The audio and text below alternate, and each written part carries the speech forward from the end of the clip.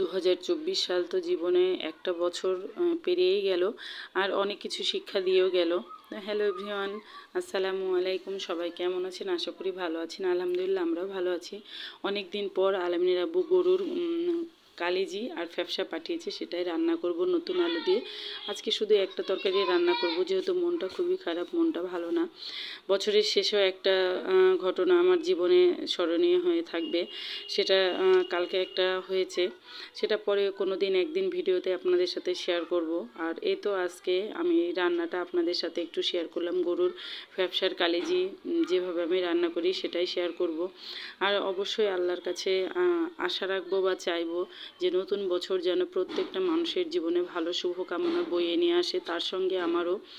আর অবশ্যই আমার ছেলে, আমার পরিবারের জন্য আপনারাও সবাই দোয়া করবেন। আর 31st জন্য আমাদের কোনো এবার প্রস্তুতি নেই বা প্ল্যান নেই।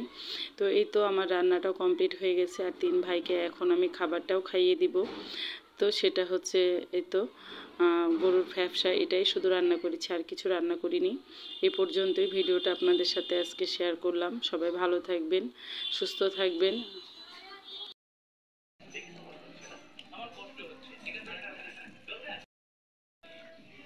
সেই সব সত্যি জন্যই